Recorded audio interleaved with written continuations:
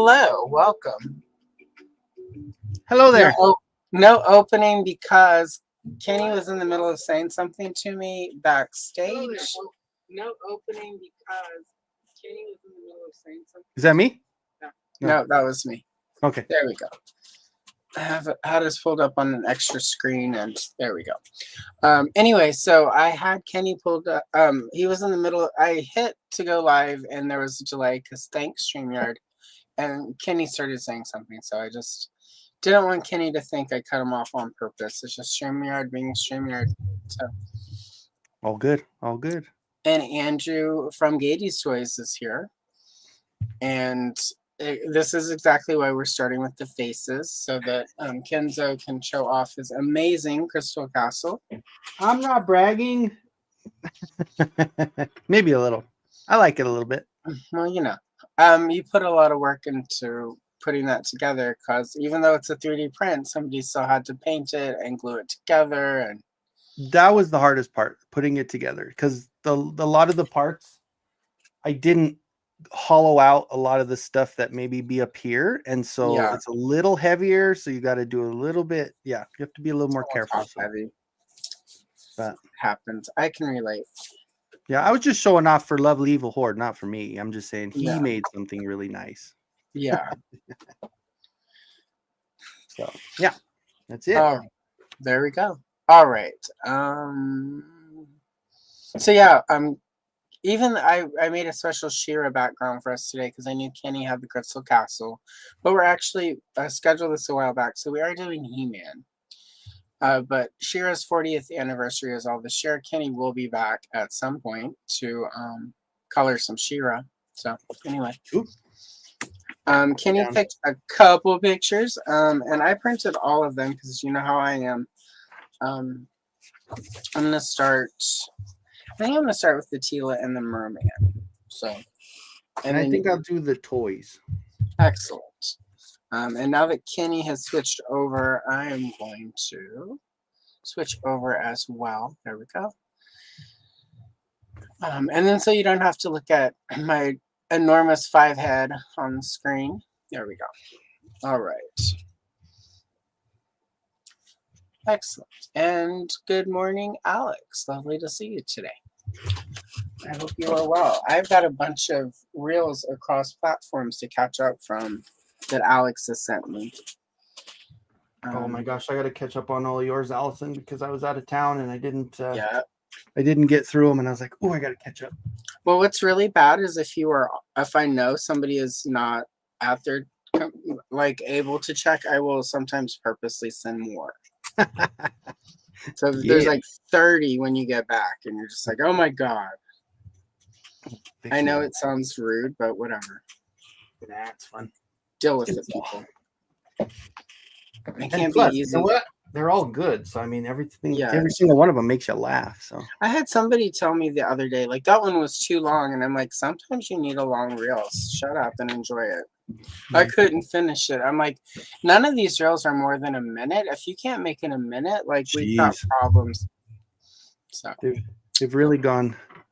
What's that new generation where they can't pay attention for more than 30 seconds? This is somebody our age, so it's even worse when it's an old person like ourselves. They converted. A quick question from Cute Cult. Did you have to sand anything on the castle? That's the worst part. Yeah, I did quite a bit, actually, because a lot of those parts, like that top tiara looking, actually all of those parts that are larger, I had to piece together. So not only I had to try to get that line nice, and so I had to putty across to get the line out of the way, and then I had to sand all the putty out of the way to make it smoother, not to mention all the supports, because when you're spraying gold, there's nothing more that shows up with supports and all that than when you spray it with gold. So no gold, lots of sanding. Well, I'm sure that with all that wrist action, it wasn't completely body memory there for you. I'm a seasoned vet with that. It's a little body memory for Kenny there. God, I haven't colored in so long. I don't even know where to start, Allison. Really quick, my buddy's Customs. Hello. Yeah. Well, it's funny. It's from a page from. I'll Alcala from one of the comics, not technically many, they came with Point Dread.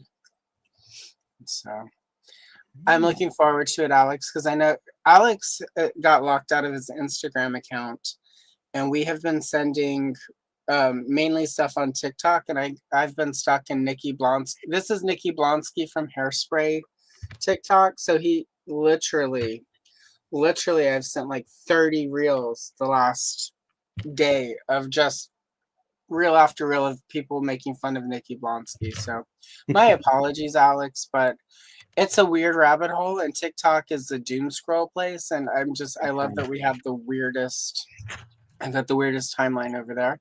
Good morning, CJ. And I think we're caught up on chat. So yeah, where to start? If it were me, I would start with the cloud behind Skeletor. And then Skeletor, and then work my way down. Work down. Here you go. Because Skeletor and the cloud are sort of even though like the action figures and the castle and stuff are sort of there, it's like once you have sort of Skeletor down, everything else needs to play into Skeletor. So if you get him done first, it'll make the rest of it easier. All right. So yeah, I haven't figured out where I'm gonna start. Although I'm gonna start by getting my giant ass pencil case. Oh, and the funny thing was a lot of these pencils weren't sharpened, so that's another thing. The wrist has already got a little action there doing the. Check this one out. This was my kids, one of the ones they got from school. Aww. And it didn't have the bottom, so it was easy though because I just stood over the trash can and got them all sharpened up. It can be rough when you don't have a bottom, but it's cute. Yeah, no. Very, very rough. I agree. Yeah, very rough without those bottoms sometimes. So I've heard on the internet.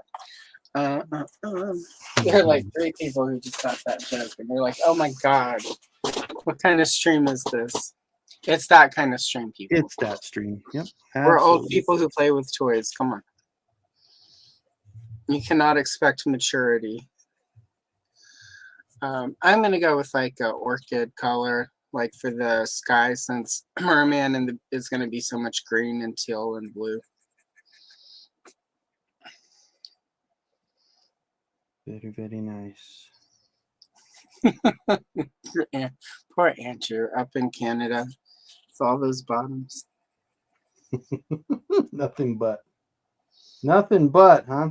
Nothing but. Bottoms? Nothing but. Sorry. Right. I need to get some sound clips, and I put in the rim shot sound, the little drum.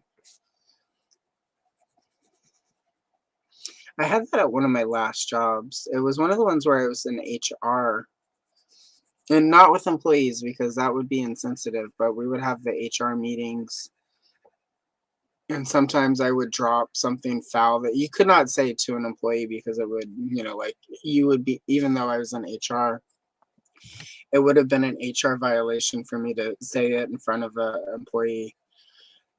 But I had it was on my phone. That's how long ago it was. It was like a little, right after we moved from the part where it was like the little MIDI sounds on phones, and you could get like an actual sound where it was actually instead of the little chime doing Sir Mix-a-Lot, Baby Got Back, you could actually get the opening for your ringtone. Music itself, yeah. Yeah. My first ringtone like that was Baby Got Back, quickly followed by the Sanford and Son theme song. It's a pretty good ringtone. But I had the rim shot sound on there, and I would just cue it up, and during the meeting I would drop something rude and then play it real quick, and it made it a lot easier to get away with saying the rude thing. It's like, see, no, it was followed by come on, it you got to look at it in context. It was a joke. It was afterwards. Well, it was usually just me making fun of like the dudes that worked in the HR department, the straight dudes. So it's not, I mean, like they can handle it. They better be able to. If they can't, then they need to get away from me because I am not. Well, especially when I have to be nice to employees, like, because I had to fire somebody one time because he smelled like an old potato that had gone moldy. gee, it And takes a it's while really for hard to that. be completely professional in that situation where you're trying not to throw up because it smells that bad. So I'm just That's bad. saying. Not quite like the Step Brothers scene where he says, "Smells like ketchup, ketchup and onions." Yeah, yeah. Now Right. the soup seems kind of fucked up. Yeah, it was pretty bad. I was thinking about that yesterday too, having to fire that poor guy. I tried to give him so many outs. I was like, do you have a medical condition? No. I'm like, is your washer and dryer broken? Like, do we need to see about if we can get you like in advance so that you could, no. Do you use Mhm. like an antibacterial soap? He was like, yes. I'm like, have you gone to like I'm trying because we ended up firing him because he couldn't correct it.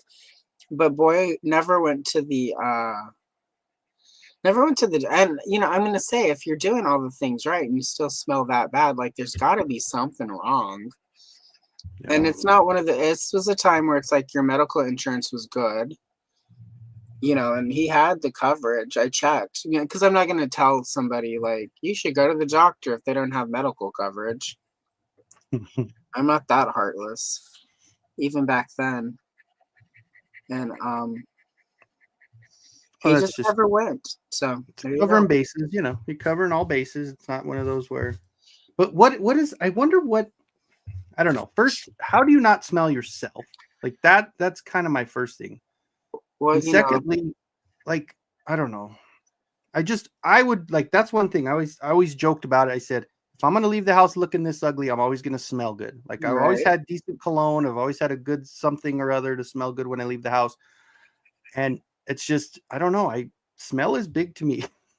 I don't know. My assumption is it was so bad so long he had gone nose dead to it because you do That's true. adjust to it, no longer smell stuff. That's true. Or or maybe he didn't have a sense of smell. Which would be another reason it would be caused because you don't know to Yeah.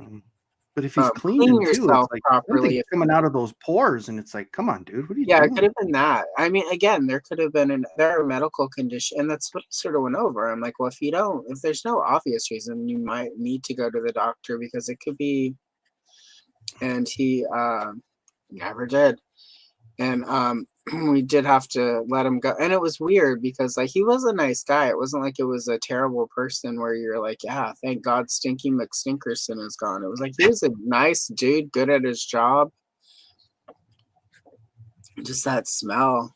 Later, I went with my friend. It was the first time he ever did drag.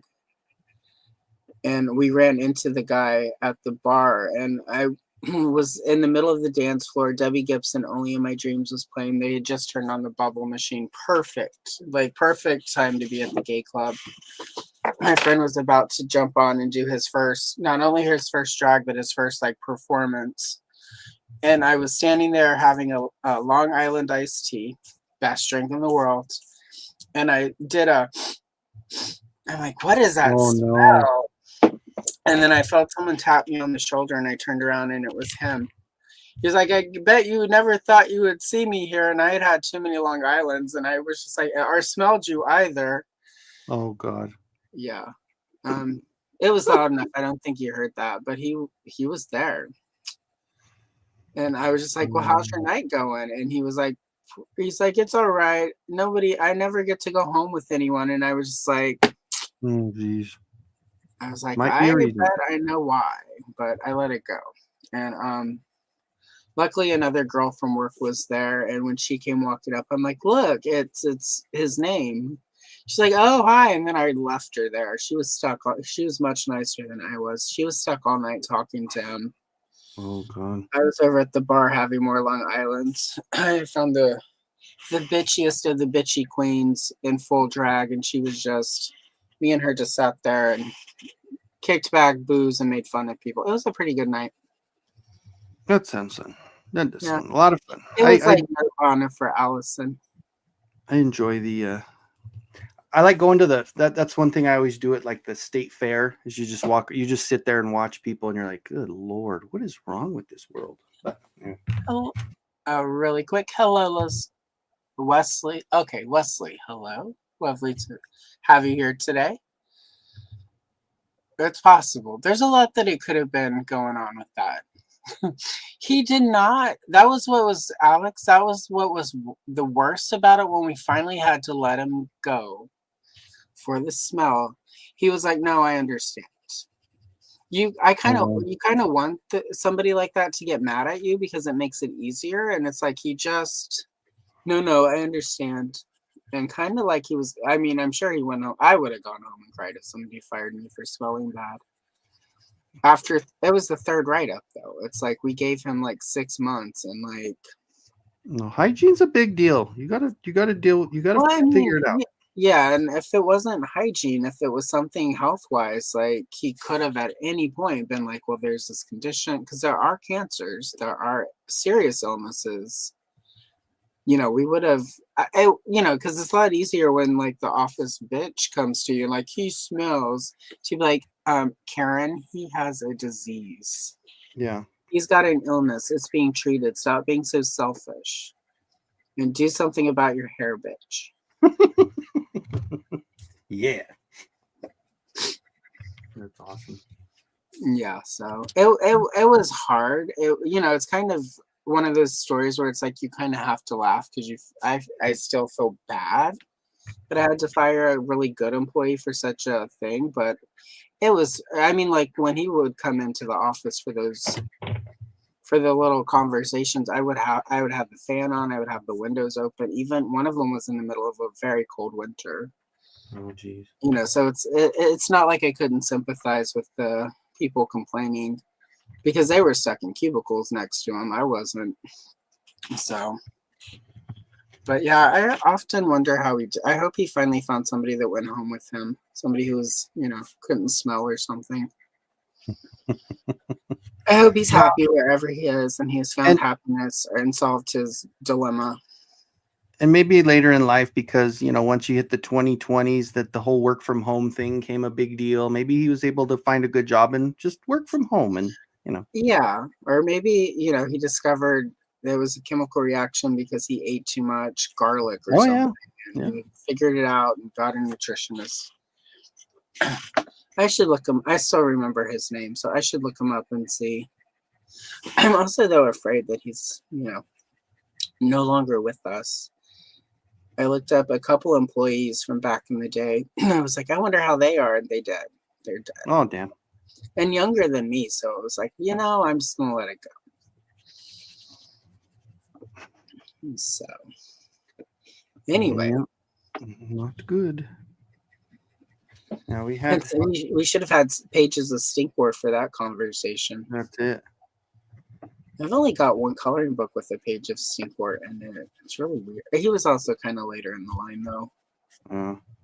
They didn't make as many coloring books once Filmation was really going. They just reprinted a lot of them. Yeah, that is one of those things for, especially now, it should be something where that should make a comeback. I mean, they did already with like the adult coloring, and yeah. I mean, I think I got my my ex like a Golden Girls one back in the day when we were together, and so I mean, there's so many different things they can redo, and like you said, or not redo, but just make more of, and it's kind of sad they don't. Yeah, see, and CJ, this is sort of, there were stories going, like I used to read more than just internet stuff. In HR, they send you a lot of stuff about new diseases, and I had also recently read something about how certain cancers and stuff could cause problems, and I was worried. I mean, I was worried, but at the same time, this is a good point, Andrew. There could have been somebody who found the smell appealing, and we love that for them. I mean, people eat eggplants, so there's no accounting for taste. Yeah. That's my what was it? Was it eggplant? There was something that when back in the day when I had the whole gang here with my ex and the stepdaughter and all that, She had made a dish with something, and I forgot. I don't know if it is eggplant, but she was doing really healthy stuff, and good for her for doing that. But Yeah. she would cook something, and it would, like, I'd walk in the house and I would leave. I would be like, I will be back in an hour. Please open all the windows. That is a horrible smell. But Yeah. whatever. Yeah. When I was doing super healthy, I would make a lot of cabbage soup. I think it was cabbage. That's what it was. The secret I discovered to cooking cabbage was just to slice it up and then put it with cans of crushed tomatoes into the crock pot. Because with it slow cooking, the tomato would help diffuse some of the stench. Mm. And then with it slow cooking, it doesn't release all the stench as quickly. Because a lot of times when you cook cabbage, the reason it will smell is because the heat releases all of that stuff a lot quicker. So, yeah, because Matt can't deal with the stench of cabbage either. And when I'm really in my health, like I make giant vats of cabbage soup because you can eat a lot of it. It's low calorie, low fat, high in fiber, which you need when you're dieting for reasons. And I mean, other than just standard reasons, your body needs fiber. There are other reasons. And so yeah, I would make a lot of cabbage soup. I need to get some cabbage. we're almost done with sort of all the remodeling stuff, so it's almost time for me. I won't have to make room for the stress eating, and I can drop the 15 pounds of stress weight I've put on since we moved. Good old moving is lame. That's the one thing I've been in my house. I'm happy to say I've been in my house for 20 years now. Yeah. Something like that. And yeah, that I'm really hoping that this is it. I'm good here. I'm happy. That's kind of where we're at. So it's like, after we were in Portland, the Portland metro area for a really long time. The housing market there was just, we were looking at what we could afford and what was reasonable, and none of it was in our budget. And then, that's partly why we're across state in a more rural area. But it's also nice to be sort of. I love Portland, and I'm not gonna bash it the way a lot of people incorrectly bash it now. Like Portland, Oregon is not on fire.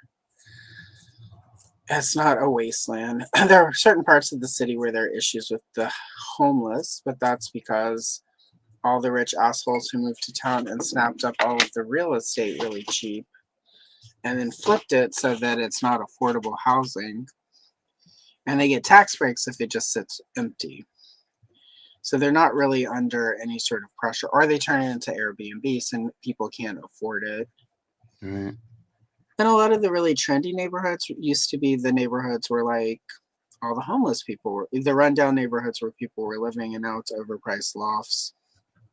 So it's not as simple as like homeless people suck. It's literally like rich people have ruined Portland. So take that, rich people. But at the same time, like we couldn't afford it either, and we didn't want to be homeless in 10, 15 years. So we're like, let's move somewhere a little smaller, a little bit more rural, less convenient. But at the end of the day, it's kind of nice. Like it's really quiet at night. I haven't played, other than New Year's Eve, I haven't played fireworks, gunfire game. I'm trying to figure out, is it fireworks or is it gunfire? Like, when I lived in Albuquerque, man, that was a bad one. I remember that was the first week I was there in my little apartment, and there was probably 3 drive-bys that first night, and I'm like, are you serious? This is what I get to look forward to. And what I heard when I was lit, of course, from coworkers and stuff, was that they had, the show Cops was basically just planted in Albuquerque, because they're like, well, shit, we don't really even have to go anywhere else. This is like, we've got all of our content here. And they kind of got together and booted them out of the city, because they're like, no, you're giving us a bad look. Well, no, you're giving yourself a bad look, but they're just filming it. So right. Yeah, that's what's weird about it. Like when I moved to Portland originally, I used to tell people it's really easy to be homeless. And I didn't mean like at that point, it was just there were a lot of services. There were a lot of places where if you were homeless, you could like, if you were sleeping on the streets or whatever, there were spaces where you could go and do that and you were out of the way. You weren't essentially a public nuisance. And then all those spaces got bought up, like more politicians came in who were like, we have to solve the homelessness because I had to look at it for 5 seconds. And of course, then they push them out of the sort of downtown area where all the services are. And then they get more mentally ill, more less access to the things that help them. They can't get to the food banks as easily because they're further out. So then, of course, sort of all these suburban areas are like, we've got homeless people going through our garbage and stealing our stuff. And it's like, yeah, because they used to live downtown in areas where they didn't bother people and they could easily get to the food bank. But now it's a overpriced artisanal butter shop that will shut down in 6 months because nobody needs that shit. And then it'll just sit empty, and some big land developer will get a tax break because they can't rent it out. Mm-hmm. Oh, we have those little like right outside the mall area. There's like this big, just kind of just dirt area with some trees over there by the train tracks, and there was a lot of those camps there, and of course always on the news they're talking about how they gave them 24 hours to clear out before they came through with the bulldozers and stuff. right. And it's like, well, dude, like this is the home that they took a long time to finally get settled in. And then, I mean, yes, I understand the whole process and whatever, but it's like, give them a little bit more than 24 hours before Give them, like it take, especially again, a lot of the people in that situation are very seriously mentally ill. Yeah. And, like it could take them more than 24 hours to even comprehend that they're going to have to get their stuff together. Mm-hmm. I don't know. It's just, it's weird to me, the sort of inhumanity of how it's dealt with. And this is across the country. I mean, Well, we gave them all these options about where they can go and stuff, but it's like, yeah, but there's hoops and there's a lot of things you have to jump through to get to where you're going. right. And some of them can't even, like you said, either mental health issues or even education. I mean, some people don't, can't do it anyway, even if they wanted to. Like, I don't know.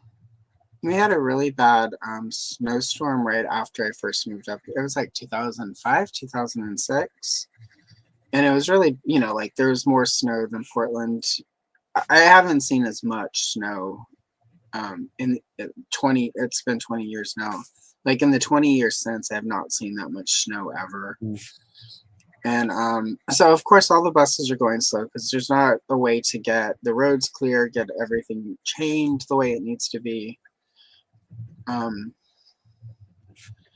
And so it took like my bus ride that was normally be like an hour and a half, 2 hours, took like 5 hours. God. And I was stuck on it with somebody from, like a homeless person who was not mentally well. And he was stuck in a loop. So he would start telling the story and he would slowly get higher and higher. And then he would stop and then reset. And for like 5 hours. And it's like my batteries died in my Walkman. And it was one of those things where you're like, well, maybe if, and this is sort of how young and naive I was. I'm like, well, maybe if I talked to him. Oh, gee. And it just made it worse. Like, yeah. He got more like loud and more. And it was the thing where it's like, yeah, like I'm going to just not bother this person and I'm just going to do my best. We're all sort of going through some stuff, and I'd never seen snow like that. Like, never been so inconvenienced. And, that's kind of all it was. It was an inconvenience. They couldn't get to work. They had to give everyone the day off anyway. I had PTO. God, and then you wasted those hours sitting there. I wasted all those hours trying to get there and then wasted hours trying to get back. But it was an inconvenience, right? Right. And like at the end of the day, I was much younger and less understanding that, especially coming from the South, where it's like you have an ice storm where I grew up in Louisiana, and it's like everything is shut down for 3 days because no one has power and you just stay at your house. Yeah. There's none of the sort of running around with your chicken, like a chicken that's, getting beheaded or anything like there was, because in a major metropolitan area, everyone sort of still expects that you're going to at least try to get to work. And it takes longer for cities to get shut down than it does sort of a smaller town where it's like the government is just like, we don't know what to do. Stay home. Nobody leave your house. You're good. Yeah. And but yeah, that poor. I mean, I'm sure by this point he was pretty old at the time. I'm sure that guy is long since gone. But I too often, I still have nightmares sometimes about being stuck on that bus and him being stuck, and just sort of when I wake up from that nightmare, I usually go and donate a little money to one of the charities that work with mentally ill people stuck on the streets. Because it's like that all that dude needed was somebody to notice he was alive, I think, and like help Yeah. him. That was not me, because I was a mess myself. So, but hopefully he again, he's probably not with us anymore, but hopefully where everything's ended for him, he was at least found some peace. And if not, if he's no longer with us, hopefully he has some peace now, wherever he Yeah. ended up. I don't know why things have gotten so dark here, you guys. I'm sorry. Sorry, Kenny. You come on and all of a sudden we're talking deep, deep thoughts. I'm gonna go call my mom real quick. No. Yeah, you're gonna call your mom. I can't call my mom. She's dead. No, just kidding. Damn! I just ruined that even worse. Yeah, no, she is, but I wouldn't go call her anyway. Oh man. Oh. Yeah. No, anyway, let's not talk about my mom. Well, and if you think about it, there's a lot of people, like when I was working in Lyman, when I was working in that prison, there were a lot of people in there that you could kind of tell, and you go back to the story and you look and see what, how everything happened the way it did was they wanted to make sure they had those 3 hots and a cot. Yeah. And instead of living on the streets, they said, well, I'm just going to do something really, they didn't kill anybody, but they did something really bad to where it was aggravated, and they got, years in prison. So they're fine with it because now they can eat and they have a bed, and, it's crazy. One of my uncles who can't stay out of jail because he's a mess, has a friend that's often in there with him, that he's only friends with them when they're in jail together. And his friend though will go, and every year, like, and he's figured out what he can and can't do to get like the right amount of time. Yeah. And it's the South, so it gets really hot in the summers, right? So every year he will go right around this time of year when it starts edging toward being unbearable, and he will go do some sort of like crime that will get him 6 to 9 months in prison so that he can be inside for AC for the worst of the summer. Yep. And then he doesn't mind the winters as much because, in the South it's been getting a lot colder than it used to when I lived there. But he would still, he's like, I can put on more clothes. You can only take so much off. Yep. So, but yeah, every year he'll go and, do something. So he's stuck in jail, and it's the county jail, not like where they send him to the prison. So he's even figured out how he can work it that way so that he can just be inside for it. Yeah, get a string of misdemeanors up instead of felonies, and that way you can spend less time and not have to send up the you don't have to get sent up the river. I think what frustrates me though, when my uncle sort of laughs about the story, is like, at no point when he's in the sort of county jail do they ever, they send him and have him clean trash. So some days he's out in the sun anyway. But at the same time, at no point are there any sort of programs to help him actually get on his feet, because wouldn't it be way more productive if he could hold a job and like pay rent and then pay for air conditioning? And it's like, there's obviously, like, at this point, my uncle has problems, so I can say this. At some point, if they keep running into each other for the past 20 years, like there's something going on there that Okay. my uncle just can't admit he's an alcoholic. And he's like, I go to jail and I don't drink at all, so I can't have a problem. It's like, I think that's failed logic there, sir. Hmm. You have to dry out in prison. Yeah, there's no choice. There's no choice. Yeah. So and he's one of the people who go and he'll like be his best behavior so he can get the perks and like, but it's just, he sobers up when he's in there and he has like the structure. So he just thinks, oh, I need the structure to stay sober. And it's like, no, you need to actually figure out why you drink as much as you drink and why you have these issues. Get to the root of it. Yeah, because like as somebody who has struggled with eating disorders, it's not as simple as like, girl, just stop eating. There are issues that inform like why you, or like when I'm on the other side of the eating disorder, where it's like I'm not eating anything because I can't put, like no food can be there. It's not just as simple as go eat something. It's more complicated. And I don't know. Yeah. So exactly, CJ. And I've tried to explain that to him. Bud wants us to get back to the power bottom. So okay. Bud doesn't get to do anything since he just passed out on us last night and didn't even show up on the clubhouse. So Bud's in jail for a little while. Andrew bring back the bottoms. Oh my God. Yeah. They're like, hey, Bud, you ready to run the clubhouse? And he's like, yeah. And he posted that picture and then like, no, he went radio silence. And fell asleep. I caught up on all of that whenever I finally picked up my phone. And I was like, That's funny. I was hopped up yesterday on Dayquil and napping. And I did that Zodac page for an upcoming episode of Color and Chill, guys. But yeah, I don't know. My uncle frustrates me. He's the only uncle I have left as well, so it's really frustrating that like he's just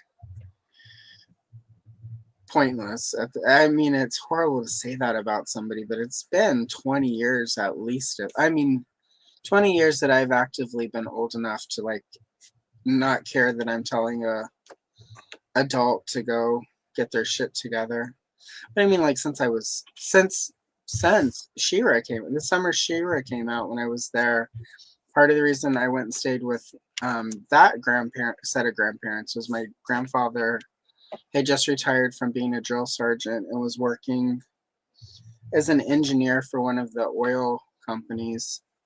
So my grandma would have been alone because he was in prison that summer and that time they sent him to Angola in Louisiana that time, which is not a prison you want to go to if you don't know your prisons, people.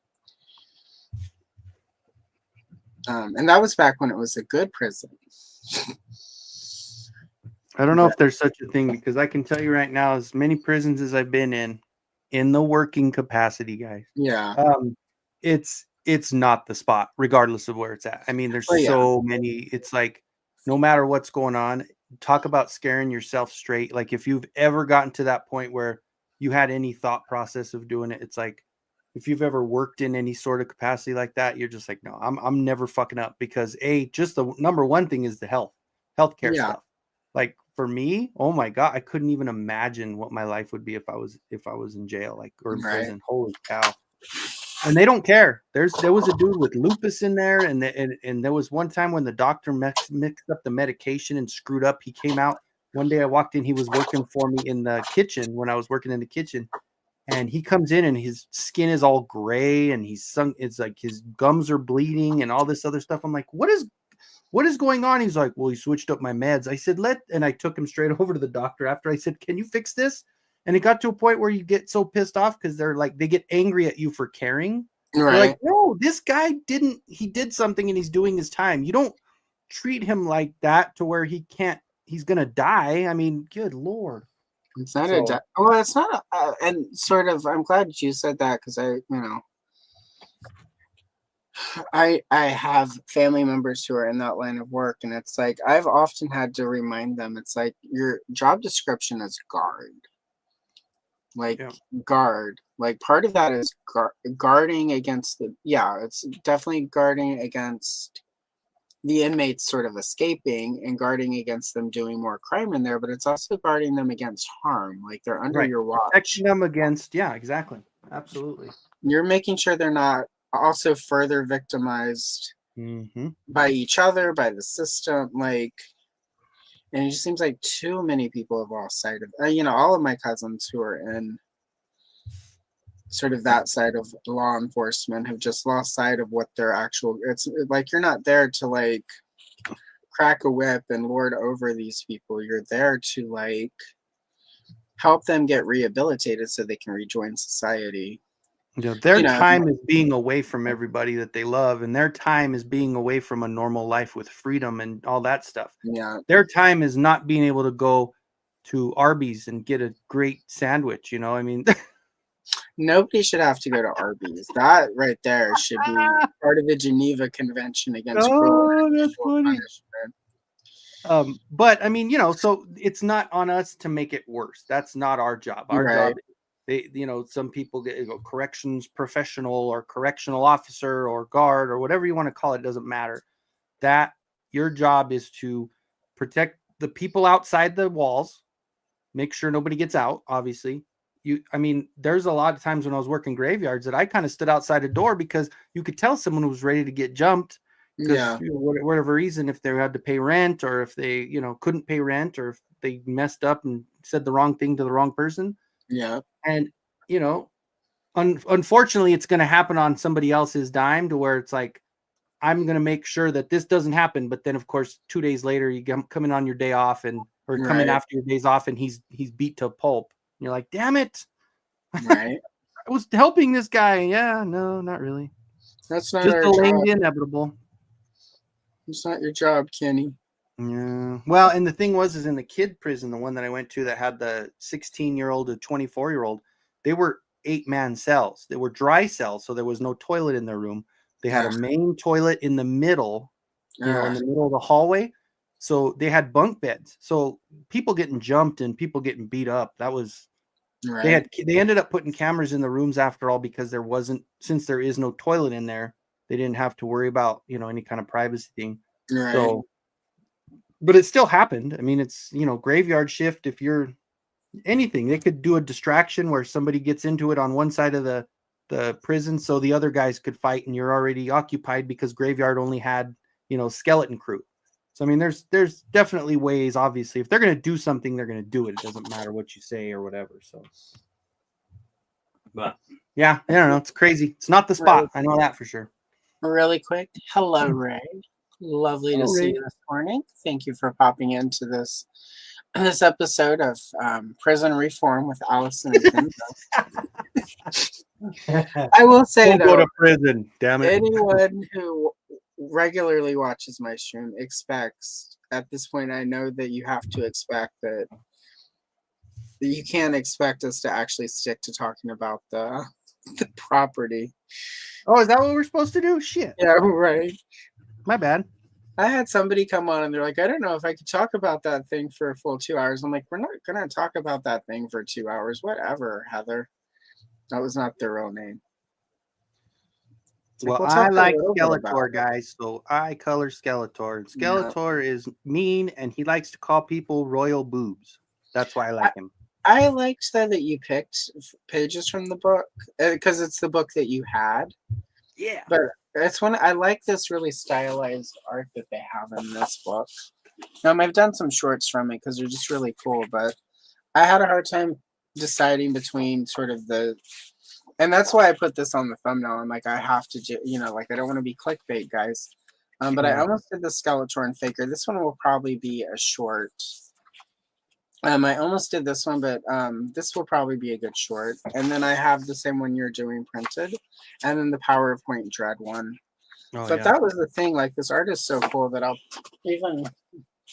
even if I don't move to a different one before we're done, like those will probably end up being shorts because they're just too cool not to. I love this. It's really stylized, but I really dig it. Like, it's really cool art style. So Yes. Very good. And that, yeah, that is the, like, that was kind of the coolest thing when we were talking about it. Cause I was like, I know where it's at. It was in my garage in a drawer, you know? yeah, And I was I like, I'm going to tried. bring it out and show Allison. I tried to clean that page up of the He-Man that you drew in the front of the book. I'm still working. It takes a while to clean up because like you didn't color, like draw it in black and white. It was in color. Oh, God. So I'm trying. At some point, I'm going to turn that into a coloring page, though. That's how I don't remember how old I was. Is this, what year was this book? This one 80. was like 84, 85. So yeah, so I was what? It got reprinted a lot, like, and that's one thing about the golden books that makes them hard to collect is that they would just reprint a coloring book 2 years later because it sold really well and they needed something fast. And they would throw like 4 new pages in it and then remove 6. Oh shit.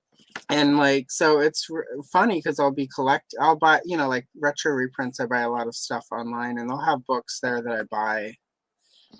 And then I'll still look at, so I have it in PDF only, but I'll be looking at them online, like on eBay. And it's like, wait, that has 6 pictures I've never seen before. Oh, shit. So it's, I let go of that really early on though, where I was like, I can't have all the pages.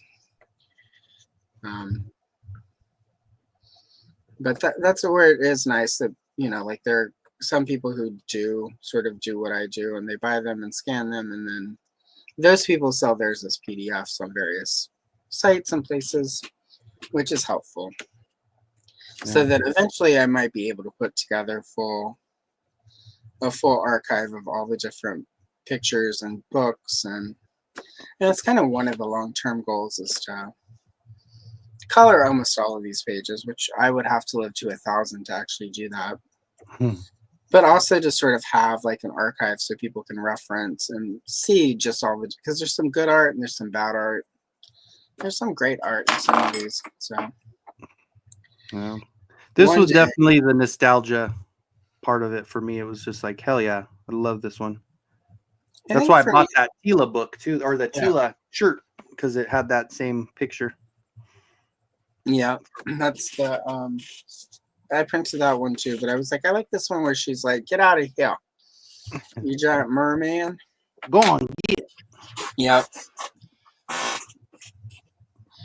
Let's really check something out really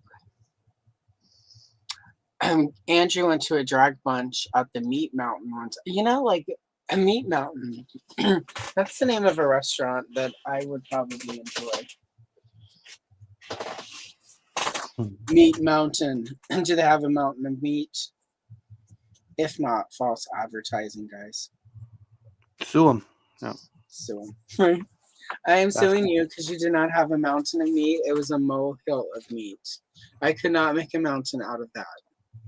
That's funny because they actually had there was an 80s movie based on that when there was a car dealership. I don't remember the name of the movie, but there's a car dealership that said, we have miles of cars. And somebody sued them because they said they didn't have a full mile of cars. Oh my God. And there was the whole 80s cheesy movie was based on that. And then at the very end, they said, aha, you're short. And then he laughed and he hit the trunk of the car. And then the little license plate bumped out and they had the mile. And they were all, yeah. And I'm like, wow, that was a whole movie about that. That's so bad. They used to make movies out of anything. And if you remember that, tell me in the chat because I think I'm not making that up. No, I think that was Used Cars, right? With Kurt Russell. I think that's what it was. That's right. Because I think it was a Kurt Russell. I used to work at Blockbuster. Oh, okay. There you go. Used Cars with Kurt Russell is a movie. Oh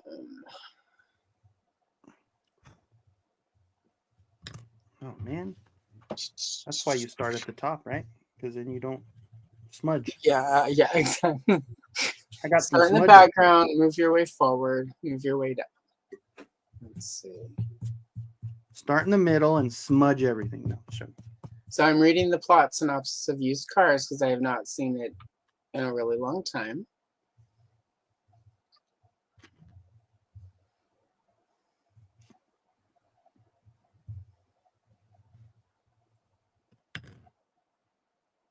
Yep, that was it. Used Cars. Nice. Reading the summary of it, there's so much going on. I can see why it kind of got lost in the shuffle, because it had a budget of $8 million in 1980 money, and it only made $12.7 million at the box office. Kurt Russell and Michael McKean, Joe Flattery, and I don't recognize any of the other names. Deborah Harmon. She was a mom in Just the 10 of Us. So anyway, so not necessarily, other than Kurt Russell, the rest of the cast is mostly forgotten. And they weren't names back then, so. Yeah. But there's a lot. There's like a dead uncle. Kurt Russell wants to be a politician. There's the miles of car. There's a convoy. It's like there's so much in the Wikipedia description that I can't imagine that the movie. Anytime you have that much going on in an hour and a half, 2 hour movie, like it's a lot. Well, and I think that's probably why it went.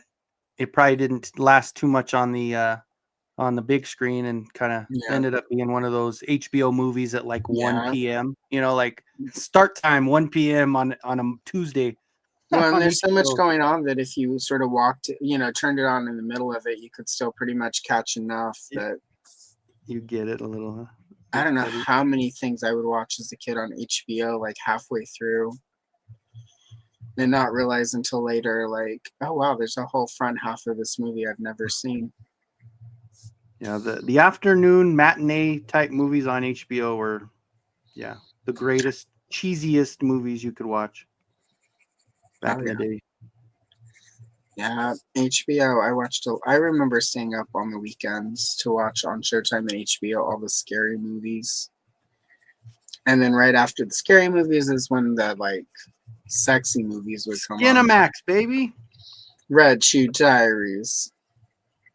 And honestly, I hate to, since we're this is a family show and all. No, there was times where I'm not gonna deny that I was a little pervert as a kid. My mom would run up, and I would run upstairs, and like during Friday night stuff, and everybody be asleep, and I'd try to go upstairs and watch that Friday night stuff. And yeah, I got in trouble a couple times with that. My mom's like, "You little pervert, what are you doing?" I'm like, I don't know.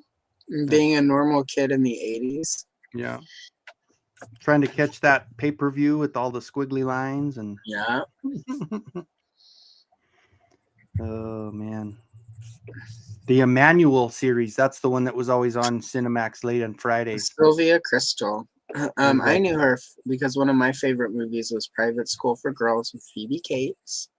Oh, nice. But I'd only ever seen the USA Up All Night edited for television version. And the first time I watched that unedited, I was like, oh no.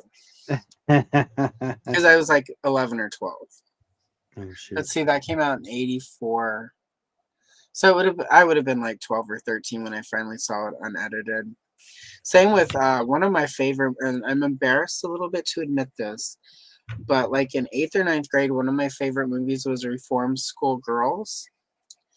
But I'd only ever seen the edited for television version on USA Up All Night. And I rented it at our local video store. I was like 13 or 14 at the time. And put it in, and I'm watching it. And I'm like, oh my God, what is happening here? I was like, wow. And my mom walks in halfway through and like, oh my God, what are you watching? And I'm like, Reform School Girls.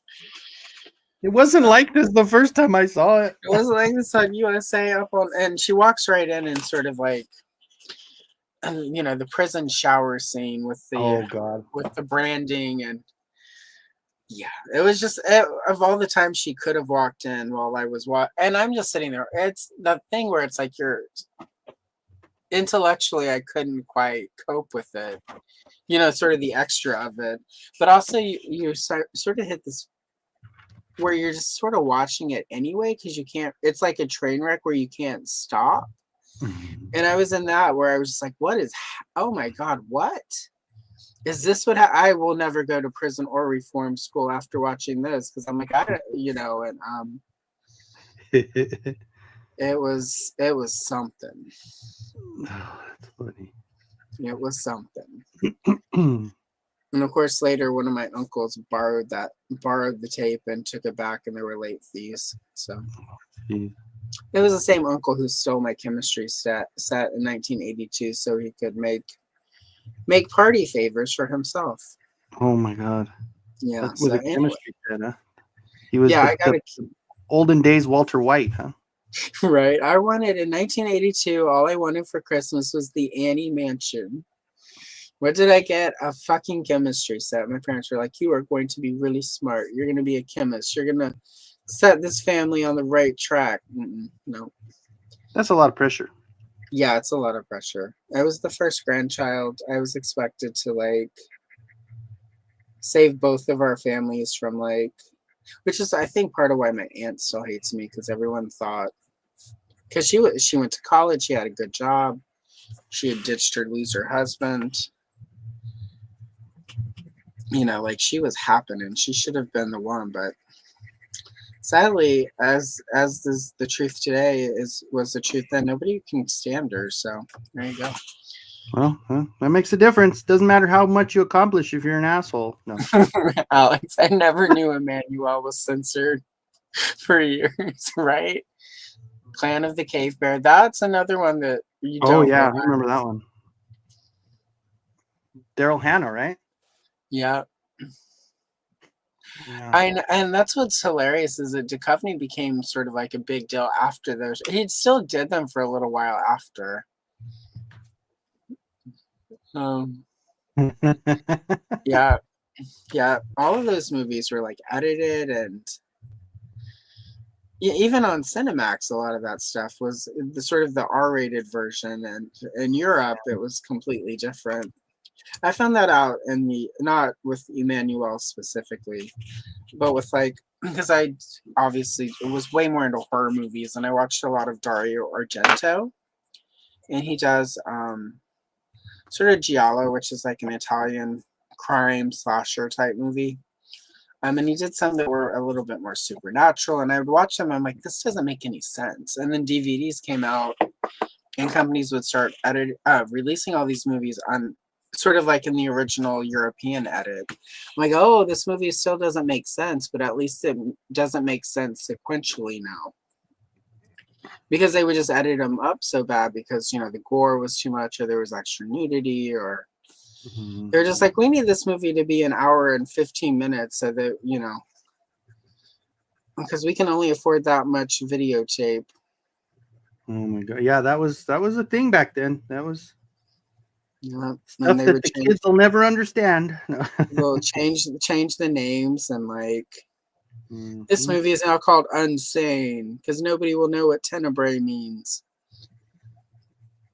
It's like it sounds scary. Just call it tenebrae, guys. So, but yeah, that was early because of DVD and the internet, of course.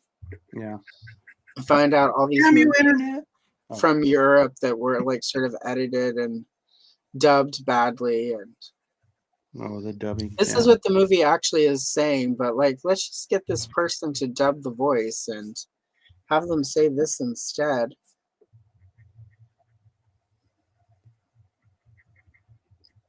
Yeah. Oh, dubbed movies. So anyway, that was my sort of, and then of course after that you realize even stuff like Emmanuel and stuff was sort of toned down for American audiences. Yeah, but when you're, 10 years, 11 years old, and you're like, oh my god, this is so good. Right. Oh yeah. Is that what we get to do later in life? No, joking. Right. I was always like, that looks some of us can, some of us. That looks really uncomfortable and awkward, and like, how much shower do you need afterwards to not?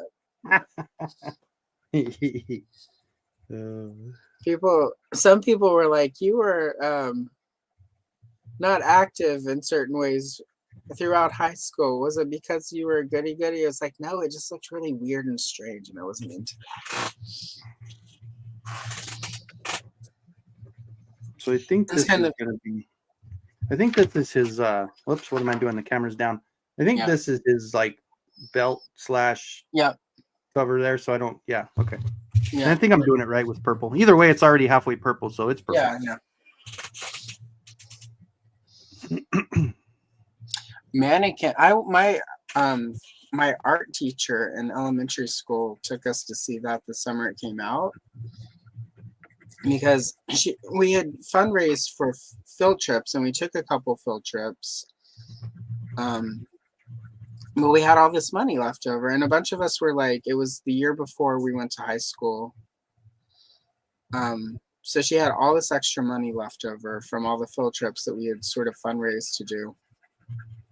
And there were three of us that she had had like her first year teaching. It had been our first year in Gifted and Talented.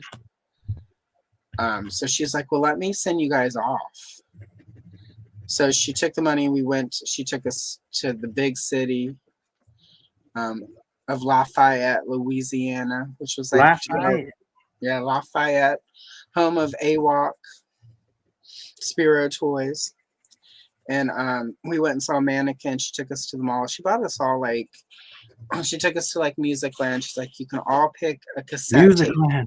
Oh, It's sweet. like $10 or less.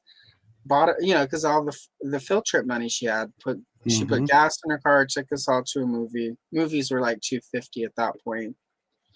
Spent $10 each on us for like to get a cassette. I got Lisa and the Cult Jam with Full Force featuring Bow-Legged Lou and Mark Anthony. This tape that had All Cried Out, and I Wonder If I Take You Home.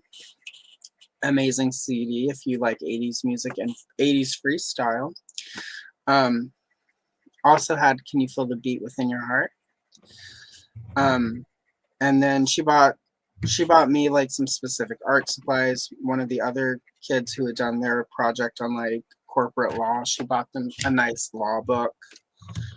And then I That's forget cool. what she A bought lot the of other people would kid. end up keeping it for themselves and being dicks. So that's actually really cool. Yeah, she was a really good teacher. I'm still in touch with her daughter. She's passed, but I'm still in touch with her daughter, and her daughter's making art and just really cool. Hopefully I'll get to travel back to that part of the country at some point and like meet her daughter, like because she had the baby while she was our teacher, and Yeah. but she was still a baby whenever she stopped being our teacher, so it would be nice to meet her as an adult. We've talked on the phone a couple times and she sounds so much like her mom that it was like scary. Kind of eerie, yeah. So but yeah, so she took us to see Mannequin, and Nothing's gonna stop us now. yeah, it's not necessarily one of the best movies, probably, even back then, but it's like I've always loved the first Mannequin because I have that memory of Miss Vicky, just going all out to like make sure that we knew how much she appreciated us and how, like trying to make sure that we got sent out into the world, especially because there was no art program at our district after that grade. Like it was the last arts and talented we got through public school. So she was a good human being. What was that guy's? What was the dude's name with the glasses? With the white name? Gosh. It's one name, right? Wasn't it one name? Misak Taylor played him. Let's see.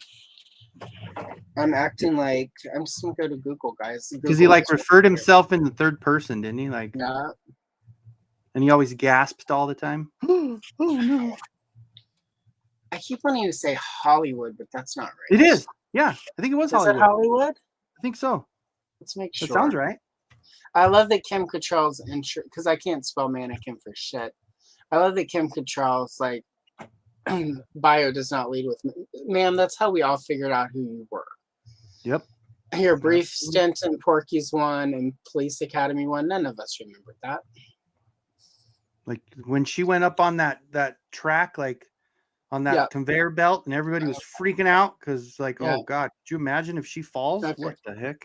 So it was Hollywood Montrose, and I kept thinking of Montrose. So okay, but yeah, it was Hollywood. Hollywood.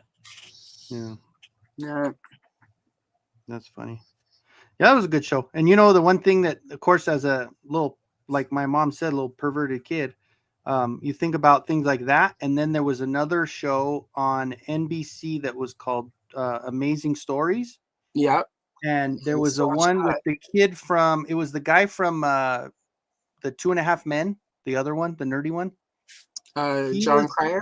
yes, John Cryer. He was like the cool kid, but he couldn't get a date or whatever. Not, he wasn't a cool kid. He was a nerd. So like us. And he dumped this chemical thing on a magazine, and the girl came to life and she says, "Kiss me and I'm yours forever." And the whole thing was based on him trying to get that perfect girl in that. And because he accidentally, first thing he did, it was a dog, and then the dog came out and he was like, did this really happen? So then of course he tried to figure it out. Then he put too much and she was gigantic and she was trying to Right. break down the door, and because he didn't kiss her, she just like turned into that goo again. But in the end, he finally got the perfect girl, and he went to give her a kiss, and then his really obnoxious friend opened the door, hit him in the face, and she said, "Kiss me and I'm here forever." And he goes, "Okay." And then he kisses her, and then she leaves with him. And I was like, oh. Oh man. But you always wanted to make that serum so you can, get that perfect girl out there, out of the magazine. That was my young perverted self there. Because I was like 86 or 85, something like that also. So I probably was 8 or 9 years old. Man, I was bad And since young. Todd Because you know why? I blame my Bosley. dad. Because my dad had 1978 Playboys in the basement. And that really, I went downstairs and I was always looking through them. I had no idea what was going on, but I liked it. And that's where I got screwed up. You're not wrong, bud. You're not wrong. But it's like, isn't that the Castle Oh my Grayskull God, with it like does. Hulk Hogan's mustache? It really does. Brother. And Derek Hoover is popping in. Hello, Derek. What's up, Derek? Obviously we're on a delay because Cute Cult had it for us in the chat. Yeah, Hollywood was cool. Mannequin. Yeah, that's the one song that I'll never not think of. Mannequin is the Nothing's Gonna Stop Us Now. That's like Mine is always the that's Belinda Carlisle song that opened it with In My Wildest Dreams, which did not get it released on any of her albums. But in the early really. days of the internet, I was able to find somebody who ripped a copy of it. Put it on LimeWire? No. Put it on LimeWire. So I got In My Wildest Dreams by Belinda Carlisle and a virus. So Viva la Internet. I don't know why I had to go French for that, but for some reason I feel like it was because it was from a French album. Because Belinda Carlisle was way more famous in Europe after the Go-Go's than she was here. So, well, I decided to give Skeletor gloves on this one because it doesn't really look, because there is a line right here. yeah. And I didn't really want to do the same skin color all the way through if there's a line. No, Didn't make much sense. So I gave this him is a gloves. phase where he was still given gloves in a lot of the art. So yeah, they're drawn like gloves rather than the toy. I will say, as much as I love this art, the fact that Dude Bro here drew this did not complete Tila's tiara. What's okay? Yeah, there was a few, even like when you look at Faker's armor, it's like just blank with a little dot in the middle. Yeah. No bat. Yeah, it's the style that he went with, and again, I like it for the most part, but sort of the lack of the. I mean, I fixed it with my black pen, so There you go. I do that. I have to do that a lot with some of this older art where I have to go in and I made it the way it needs to be. Makes me feel better. Well, it's like some of this stuff they drew, like the artist doing these would just sit and try to like bang out like 5 to 10 pages a day at least. And sometimes and make it not as detailed to where you can at least still use it as a coloring page too. Yeah. I mean, yeah. you So don't it's want not to get like too crazy on it. Yeah, a lot of sort of modern coloring books for adults are very detailed and very amazing. And these are not bad, but they're just, some of them are a little, not quite detailed enough. So, Yeah. and which is fine. That makes it easier for me to go in and sort of do the little bit of glossing up I try to do with them. But go in and work on the gold for Tila's armor. But yeah, so wow, the conversation has been all over the place today, guys. Prison, Yay. Skinemax. Well, I can say from it fits in line with me, Allison. You know damn well that I'm freaking all over the damn place. So same. I mean, like the two, I knew that as well when I was like, Kenny's gonna be on, and I'm like, it is gonna be all over the place. Mm-hmm. Yep. That's my life. Which again is fine. Often the feedback I get from people who are in the replay crew is that they like where it can just go anywhere. I think also though for people who do sort of rewatch it the next day or later in the evening, like it's probably easier to follow along with the coloring not being as much. Like we're not constantly, and now you're going to do this with the page. Yes. No, I'm going with the violet from. Yeah, right. So they can Christmas pop color. in and sort of listen to what's being said and then look at the page as it goes. But so This is my favorite violet from the box, which being the only violet in the I box. I will still do that sometimes. But when I have a guest, I'm less. When I'm by myself, I'll do that just so that I have things to talk about. As you're finding out when you do a solo stream, like it's not always easy. No. No, it's not. I mean, some days like not easy, but some days it just flies by so well, and you're like, holy cow, that was 2 hours, great, And some you're like, man, I'm 40 minutes in, and shit, what do I do now? Yeah, that can happen. That's the nice thing about the Sundays, though. It's like once everything gets going, it goes. I've only had one person where it felt like a complete, like time was broken, and I just was like, I will never ask that person back again. And you know who you are. You suck. No, I'm joking. I don't know if they do or not. And it's okay. Like it's not like they were like rude or offensive or something, and they need to know. It's just like some people. I mean, some of it is not everyone's cut out. Like, and this is something. I know some of you in the chat do YouTube stuff. Not everyone is intended to do live stream. Like it's not. That's true. Not everyone is cut out. It takes, like there are times in the beginning where I was like, I don't know if I should be doing this.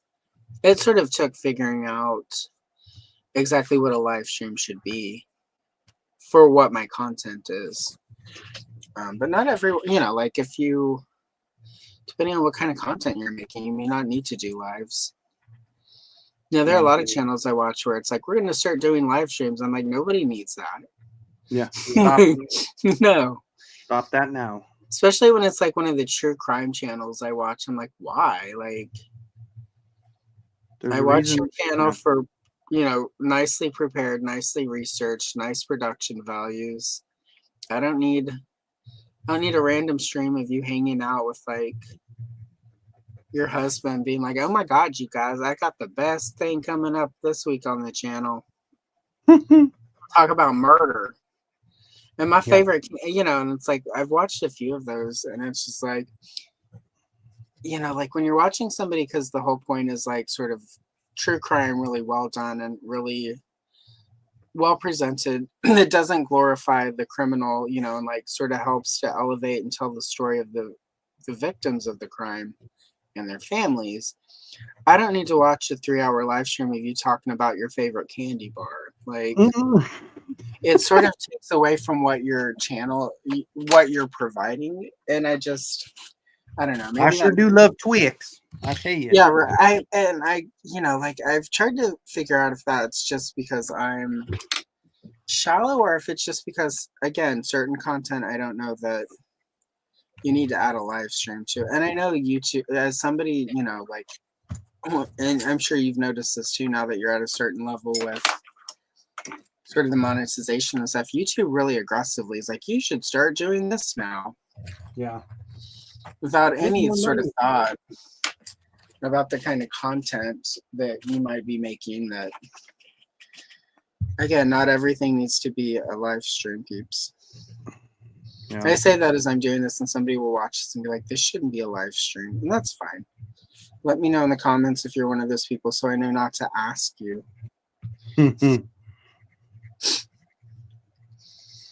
That 5-head guy will show back up in the comments and be like, you shouldn't be on the internet with your 5-head. I know we need to let that go. And it's like, I've gotten way meaner comments with something about the, like, your forehead's too big to be on the internet. Just really like there are a lot of things you expect to be told when you're on the internet. Like, you expect to be told you're ugly, you're fat, like, get off the internet, bitch. You expect that, but to be told that your forehead is too big for the internet, it's like, that's odd.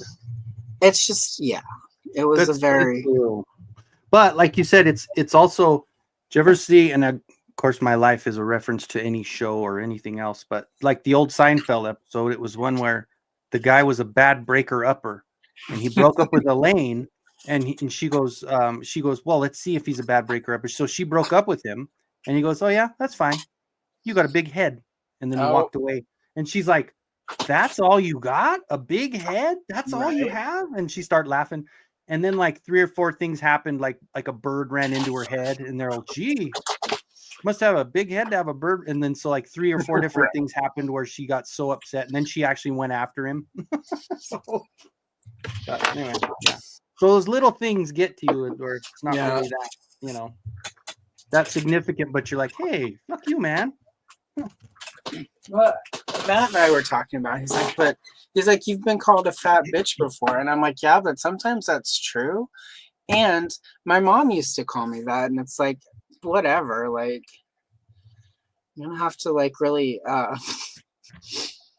gonna have to work a little bit harder than that to you know, like, out bitch my mom universe.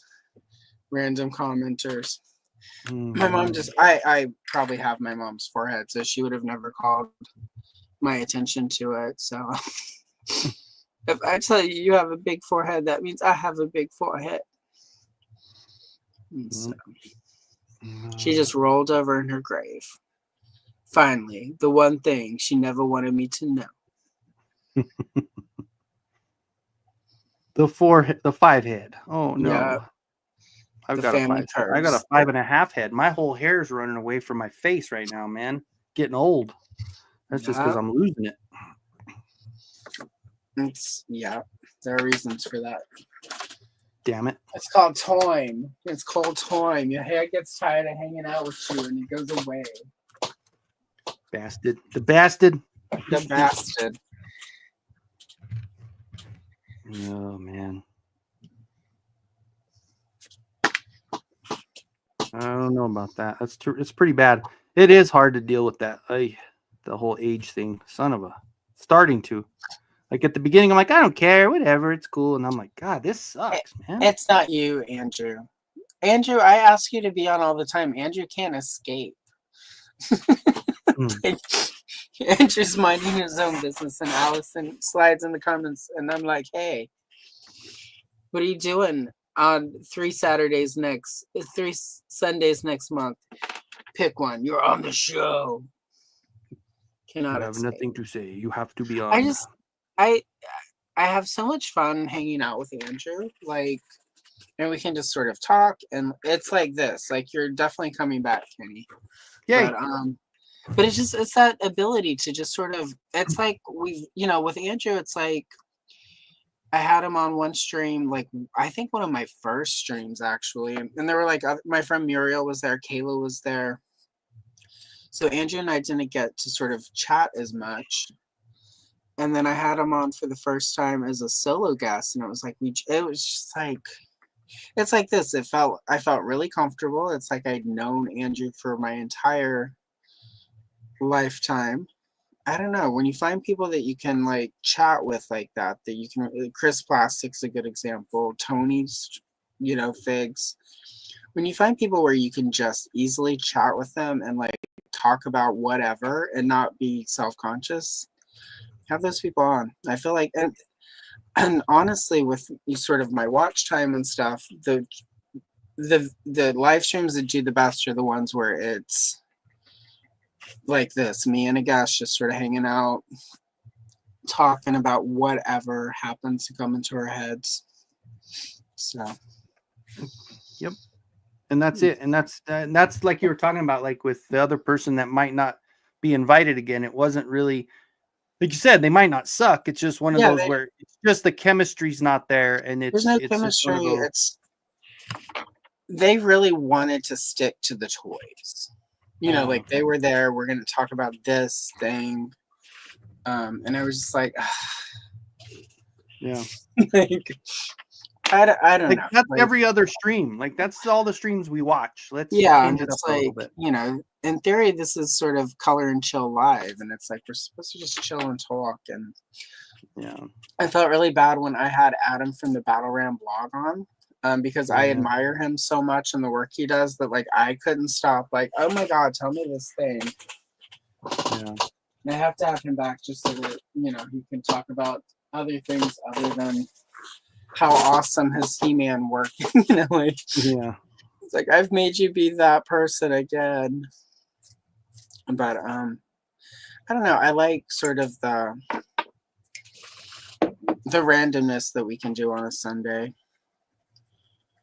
I mean, even at some point I may need to move the guest stream from Sunday, but like this format will remain the same regardless. Yeah. Depending on what happens with some work stuff. So. Well, I'm excited and happy that you invited me on. I was like, wait, and I'm like, well, when maybe she'll ask me one of these days. This is 100% every time I ask Andrew too. I'll be wildly hungover. The journey is it, and he often is, and I love that. That's awesome. Oh, see, CJ, at some point I should have you on. I know you don't have a channel or anything, but there's no. My friend Muriel used to come on all the time, and she does not have a channel yet. Keep trying to get her to like do one. I was like, is that a nudge to the get that channel going, Muriel? What the hell? Yeah, Muriel needs to get her channel going. She and I have a couple different projects we want to do together, but it's just she is in Europe these days. She left Europe. She left the U.S. for Europe in 2018. So she felt as a woman of color, it was a little bit easier to live not here. So I was like, did she see the writing on the wall when all this stuff was starting to go on in the United States? A little bit, yeah. A little bit. So she and I had some convos. It was right when Matt and I started dating, and I was like, I've got cats. Otherwise, I might be in the country she's in right now. Yeah. As well. So, but at the same time. But you got your little dream home and we've got my dream house. I'm gonna have and my studio. Like, if I can get my shit together, we're gonna put some shelves together this afternoon after I make dinner. Nice. I've got my. I've got my dream home. I've got my setup. And that none of that would have happened if I had. She's got. There's none of it's my story to tell, but there are a lot of things that made it the right choice for what she needs in her life. And when you're somebody's friend, you just accept that. Like, right. No matter how much it sucks that she's not, quick car ride or cross town or whatever away. So I miss her terribly, and I wish her schedules could align more, because I gotta say, there were times she and I would go sit at a Starbucks together and drink our coffee and not even have to talk, just sit there, and people would walk in and we'd look at each other and just shake our heads and do the eye roll like, ugh. Ugh. That's the best. When you find friends like that. That's when you're on a different level of friendship right there. Yeah.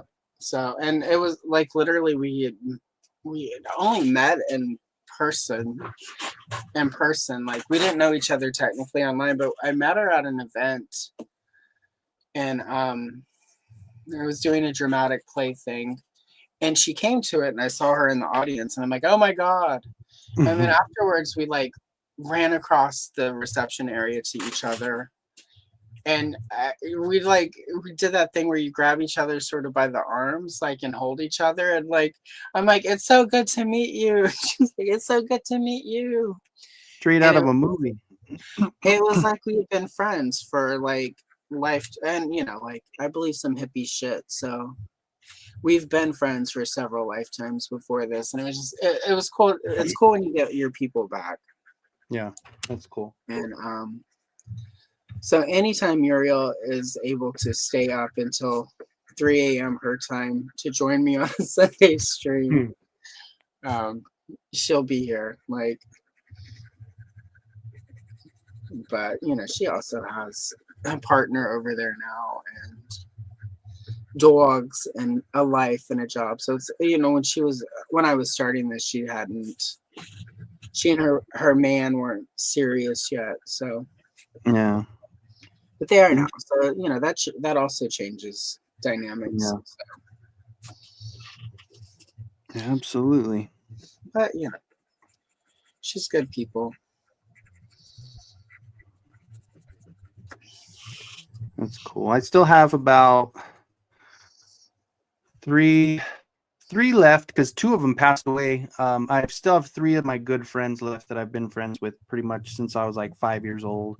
Oh, Grew up in a nice. small town, so it's like that those connections are always there. But even like when Grandma passed, I had those friends all called and just wanted to check on me, make sure everything was good, and because they grew up with her too. We would small town, we'd go play basketball on the court that's like 4 houses away from my grandma's house, and then we'd go over there and she'd feed us, and then we'd go back and play. So it was one of those things. But yeah, it's cool to have that, and it's like the same thing, like you said, you could pick up where you left off. It doesn't matter if it's been a month or a year or whatever, and it's always going to be there, and it's good to have that. Like I had mentioned with the art teacher, she took us that day. Like the other two girls that went with us, there were 3 of us that day, and like I still regularly talk to both of those ladies, and one of them is my friend Nika, who like still refers to me as her A1 from day one, and we met in 2nd grade. So yeah, she's not in your state.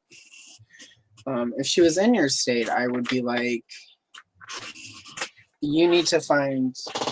This is Kenny.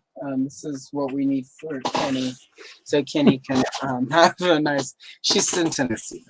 She was in Colorado for a while though. So anyway, I should see if she still has any friends in Colorado that might be nice. So I'll see what we can do. Yeah. All right. Because I mean, she like her friends are, like she's way more cosmopolitan than I am. And when like sort of the podunk town we grew up in, it's hilarious. But like she just got back from a weekend in New York. Why? Because she wanted to go to New York. Nice. There's a restaurant there that makes a burger that she can only get in New York, and so there you go. That's dedication right there. Yeah, she works in for like a resort, so it's like, yeah, it's the off season for the resort, so it's a lot easier for her to cash in some of her PTO, vacation stuff, and travel. So need to get her to come out here and visit me once we finish getting everything set up so that it's appropriate for company. My people. And some of those jobs that, like, when you talk about that, it's some of those jobs like, man, that's a pretty damn cool way to live right there. That's a pretty cool job. Yeah. Yeah, but there are a lot of my real life friends that had to go. So right. Yeah, it's true. I've got a friend in Canada that I'm trying to figure out what his deal is, Andrew. The other friend I have in Canada is compatible, but he's married. But he's like a radio host up there, so I don't know. That may be too public for you.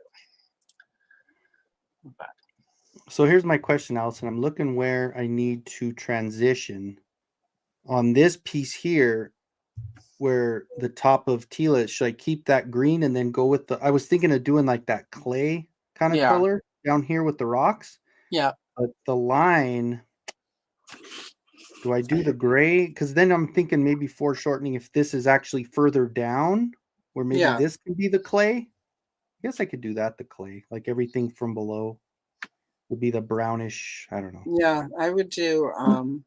Well, Tila's other than the snake staff, everything else is sort of gold and white, except her boots. But also, you can get away with using red for her boots at this phase. So the bottom would be, well, I mean, like underneath, because that's, like I said, when you're looking at like yours right there, when you Yeah, see Tila's head and her staff right yeah. behind her, should that be the brown, or do you think I should do that part green and then do brown below? I would do. I think that should do clay.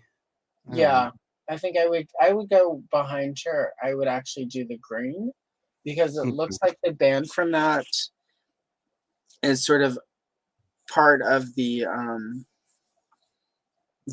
foundation of Grayskull, which would be Yeah. green. Okay. And then the line below, I don't know. We'll figure it out. Maybe I should do all green though, I guess, but then lower down, it's always that brownish, like dirt. Yeah, how many different greens do you have? A bunch. 2, 3, 4, 5, about 6.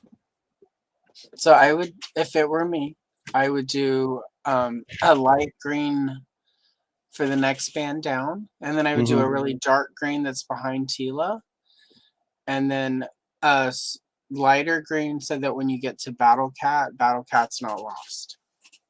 Okay. But I would just, and then sort of still start. Keep it that green though, or maybe even once I get to the bottom, kind of mix in the browns with the green. Start mixing the brown and the layer under, like where the rocks are. Feet and where their feet and the rocks are. I would start mixing the brown and the green in that layer. Yeah, there you go.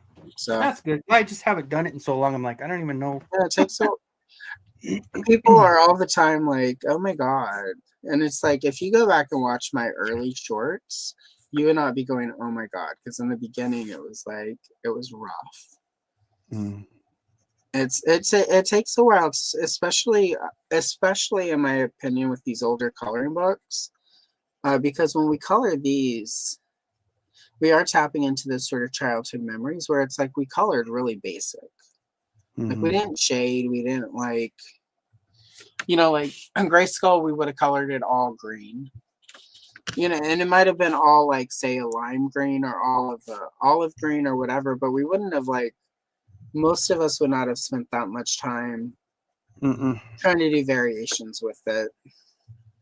It all would have been depth. And that's what when I will buy an old coloring book that has some coloring in it, that's what I noticed. There's not a lot of, it's like color, like color in the lines, and then that's that. Everything's sort of basic. And it's sort of taken me a while to get used to the idea that, the whole concept that I started with is I wanted to sort of do shading and sort of elevate it, and it can just take a while, you got to break those childhood patterns with it. This is the first time you've colored in forever, big time. There's no crime in not instantly treating it the same way you would if you were drawing and coloring something you created yourself. So absolutely. If I were teaching art to kids, I would make all of them use old coloring books and then have them, because I feel like I've gotten better at my personal art that I've been working on through doing this. Yeah. And so. Well, and just practice. Do it a lot. Put a bunch of work in, and you'll get it. Well, what's interesting is when I was in college taking art classes, none of my teachers, they're like, "Oh, here are books on color theory." They didn't really have us spend a lot of time actually like learning, like putting it into practical effect. Like there's a lot of time spent like, oh, like drawing exercises and form and function of drawing. Well, we just didn't get, maybe if I had done more than 3 semesters of art before I got fed up with all the old white men telling me how to do art, maybe it would have changed. But there just wasn't as much, and it's like I noticed I took one class of fashion, right? And there was a lot of time and energy spent in fashion, like that one semester I took on color theory and like putting things together in a way that made them really pop color wise. And I remember feeling like, somebody needs to put this all together in a single, like, because yeah, you need to know the basics when you're drawing, but like when you're putting an image together in your head that you want to draw and you want to create, like I personally feel like color should always be a part of that, unless you're doing black and white, or grayscale for like I'm only going to do black and white for this, which is a different situation. But I don't know. I just, looking back, like obviously there are times where I'm like, I wish I had finished college in art and, done more with it. And there are also times where I just look back at it and I still feel like all of my gripes with the way they taught me art in college are still valid. Like I still feel that way. And, like when all these art students are on like Twitter and Instagram and whatever, and I'm looking at a lot of their work, I'm still not seeing a lot. I'm still seeing a lot of, I don't like sort of the same old thinking with it, and not as much. There are a lot of people who are really. There are a couple artists I follow who are in college on Instagram who are doing really amazing things color wise. So there are definitely some good schools out there, are good professors. But Right, and that's it. It might not be, even if the school is whatever, if you get the right teacher that that can put it in a way that you understand and helps you just nail it, then that's it, Yeah. So, but yeah, so, and we just live in a time where it's like art is seems like it's less valued, which is stupid. You know why too, right? Goddamn AI. Oh, joking. Yeah, right. All the AI bros. I could spend hours learning how to do something, or I could have AI to do it. It's like, and the hands look like trash, sir. Yeah. Why does it have 6 fingers? Stop it. It looks fine. It's like, no, it doesn't. Well, it's cheap. I can get this for free. I can't afford to pay an artist. Well, maybe you don't need art then, if you can't afford to pay for it. And it's funny because those are the same people who are always telling people, like, if you can't afford a house or a car, you need to just get something more simple. It's like, but yet when you can't afford a non-basic thing for your business, it's okay to rip off other artists and make AI. Okay. Sure, Jan. God damn it, Jan. Yeah. But, yeah, I bought some coloring pages about a year ago now. And it was just like, wow, this is really good art. And then I got it and I'm like, what the fuck? And they cropped the picture so you couldn't see the hands, right? And I printed it and I'm like, what the fuck is happening with these hands? And it was an AI image and I was mad. So I returned it and they tried to fight me. And I'm like, this is AI. You did not advertise it as AI. Like it, like you misrepresented the image and what you were selling. Oh my God, they fought and they fought. And I, Etsy gave me my money back. I gave them the appropriate feedback. And of course they can't. And every so often I'll go check and it's like their account is gone now. But they've probably just opened a new account under a different name. Right. So, yep. But I also know what to look for now as far as. So it's just frustrating. And I had bought a coloring book on Amazon. And it was again AI, so that it's a lot easier to send stuff back on Amazon. Yeah, And then right after that, I'm like, I found some channel on YouTube that's like, if you want to make a lot of money on Amazon, all you need to do is go to an AI generator No. and make coloring books. Son So of a I slid into the comments. I'm like, don't tell people to do that. They're trash. And like, people can make a lot of money. Stop being so AI. I'm like, well, just for your information, if I, like, you need to be telling these people to advertise that it's AI. And they're oh, like, shit. they don't really need to do that. I'm like, they really do, because if I buy something that's AI that wasn't advertised, I'm going to send it back. And we both know what Amazon does to you if you get too many returns. And they didn't have a comment after that. And then I went and looked and they had deleted my comment. I'm like, you bitch. Of course they did. And so I reported their channel for scammy things, because that's a scam. Definitely. You don't even need to use your hands or your face or nothing. Make money. Sometimes you fail at art, but sometimes our failures in art are our actual triumphs, or something.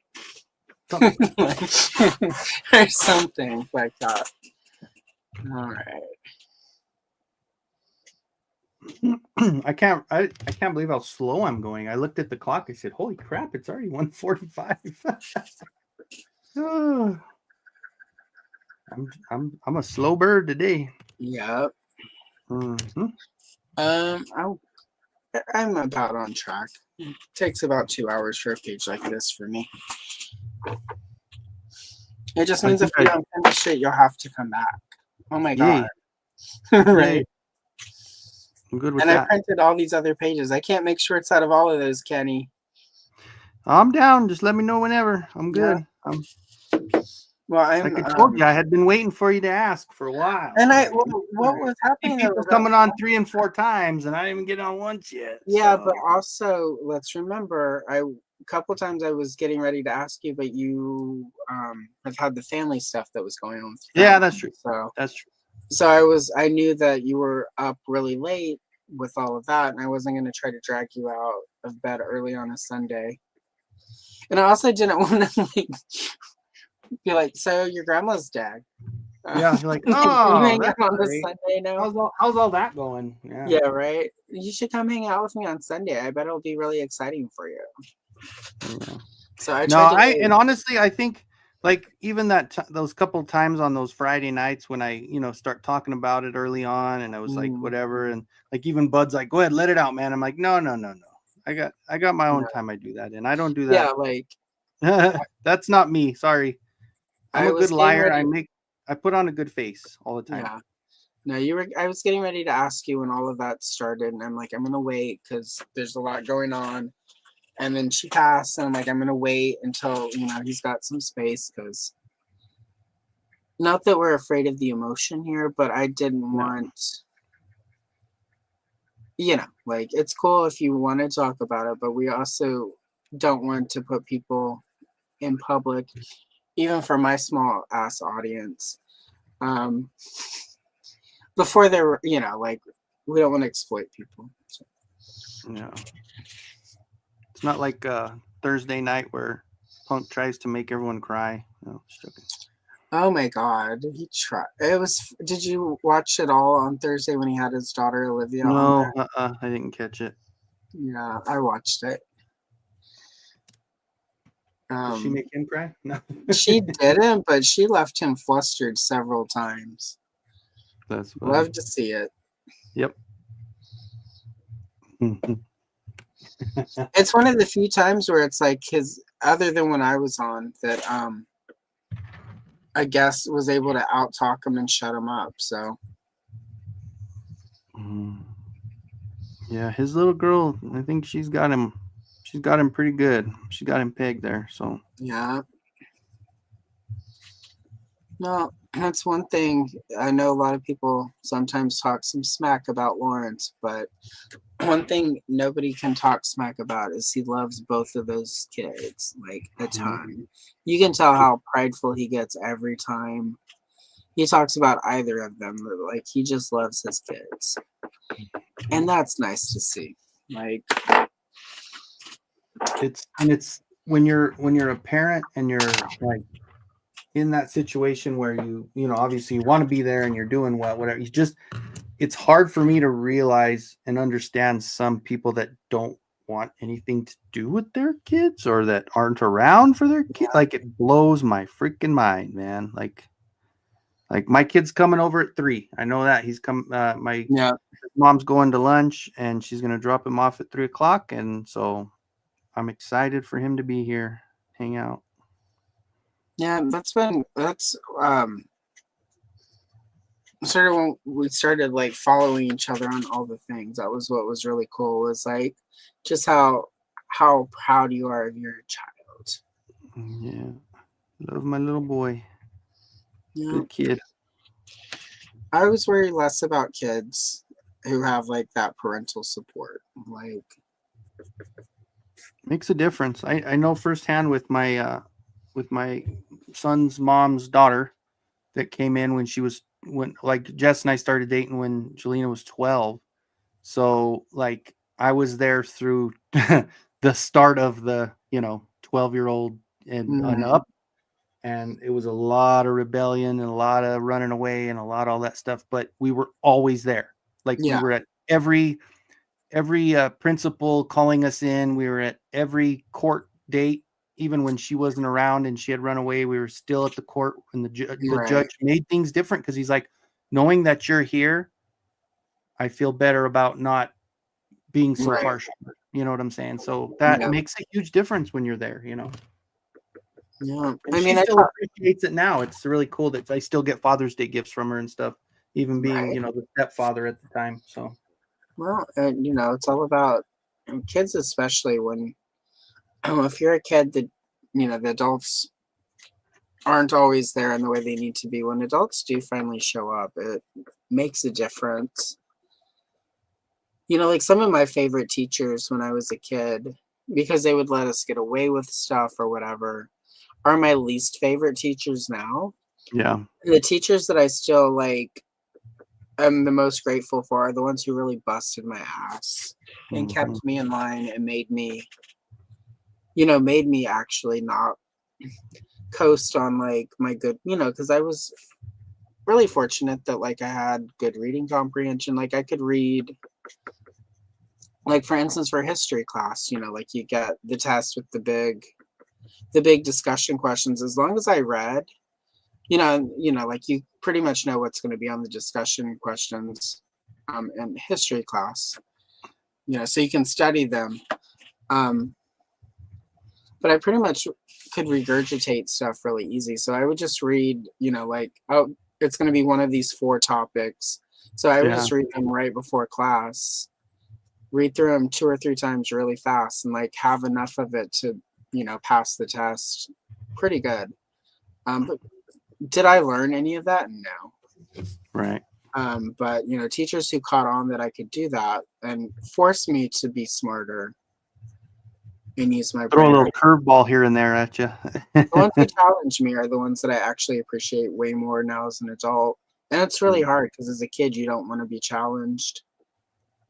And I talk a lot of smack about my parents. Like they were super young and didn't know at all what they were doing. And as much as I love my grandparents, they were all, silent Well, generation people. They did not know, you know, they had their own problems. So like, I talk smack about my mom and dad sometimes, but they did the very best that they could. I was not an easy child either. So all of this is pretty much me from day one. So like I mean, just picture being a parent and like the way I talk backs right now, always like as soon as I learned how to talk, the first thing I was doing was talk back. My first word was no. Not mom, not dad, not like, bottle or whatever. It was no. And then a scowl on your face looking at him too. No. Yeah, there's a picture of me as a child eating like a chocolate egg, glaring at the camera. I'm like, that's Mhm. me as a baby. Like, and it makes perfect sense. But so I don't know. But you know, again, like I have friends who had parents who are complete nightmares in other Yeah. ways, and I'm just grateful that, you know, I could have done much worse in the parental um, lottery. So I don't know. It's good to see though, people like yourself doing well with your children. And Payne has slid in. Hello, Payne. Oh, Payne Payne. has a couple videos up on his new channel. And I can't remember, I can't easily get to the new channel. But if you're, Payne, are you still on Instagram? Because people should find your stuff because it's from his, he wrote a book and he is breaking the chapters down on his channel. So everyone go find Payne on Instagram and then find his new channel because he dropped one of the chapters the other day and I went in and listened to it. And it was kind of what I needed to hear for the day. So it came at the right time. Nice. So, no. Very good. Very good. Yeah, let's I'm see. getting there. We're at an hour and 50 minutes. So we probably are not going to finish today. Mm-mm. But that's fine. Like I said, you can come back. Yay. Yeah, no, I'm definitely not going to finish this one. If I care about it looking good, I will not finish. Right. My And I birthday do care is about it. coming up pretty soon, and I want to do a bunch of streaming. So I'm not necessarily going to say exactly when my birthday is, but if you guys see a bunch of streams coming up, it's close to that. Mine's coming up too. Yay. Are you a Taurus? I am an Aries, baby. An Aries. Ah, there you go. That explains a lot, doesn't it? Yeah, it does, actually. Quite a bit. What's funny, because on Friday, when we did the Shira live stream, Derek, myself, and Andrew all figured out recently that we're all Tauruses. Mm. But Colt from Dad at Arms is not, he's a Gemini. So, which also makes sense if you know Colt at all. So, yeah, it's crazy how that stuff is actually pretty accurate. When you meet somebody and know them a little while, you're like, yeah, it does make sense. There's a reason, you know, like I'm not the person who believes that like you should read the daily horoscope in the newspaper. It's not going to tell you. No. It is not going to reveal the secrets or help you in the lottery, but I do feel like the time of year you're born and all of that can have, you know, sort of impacts on what your personality is like. You know, and there are too many things that, you know, obviously not everyone has that, but there are enough of us where it's like those traits are pretty close. Mm-hmm. That there's at least something to it. My ex reminds me about that a lot. She's like, yep, that's an Aries for you. I'm like, what? What does that even mean? Typical Aries. When I smile and I go, what do you mean? Yeah, I know. I know. It is what it is.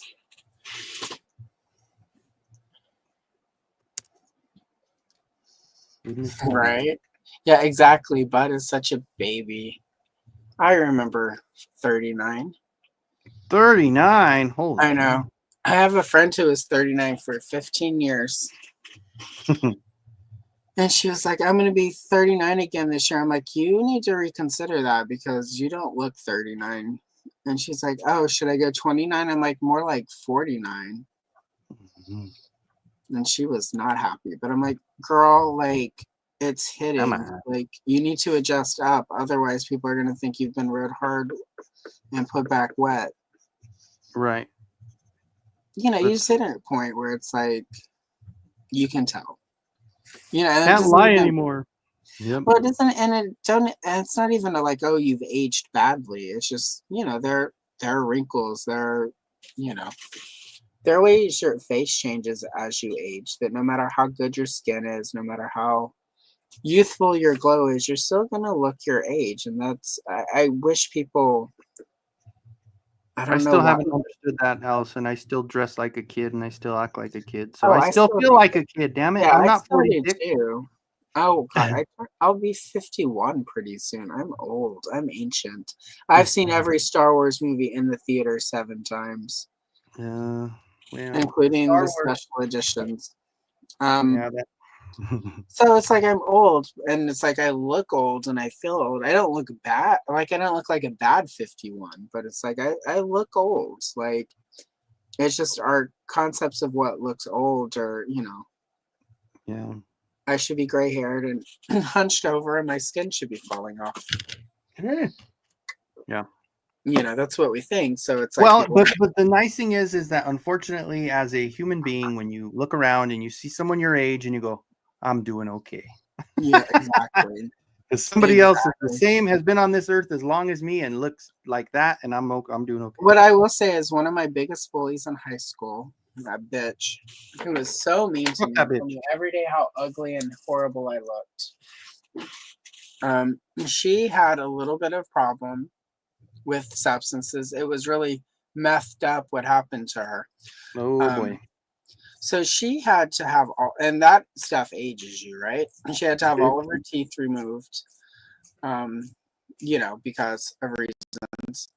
And Mm-hmm. she couldn't afford to get full dentures, so she got hag mouth. Oh my god. And she when she was 39, she looked like she was 69, Yep. and That's still does sometimes it's karma. Sometimes it's a little bit of sometimes. karma involved, and then you know.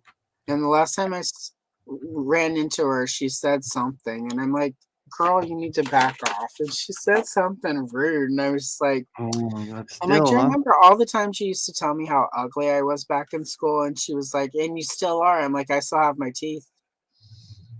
That's right. And she went away after. I haven't seen. She blocked me. I haven't had to deal with her since. So I'm saying that was mean, right?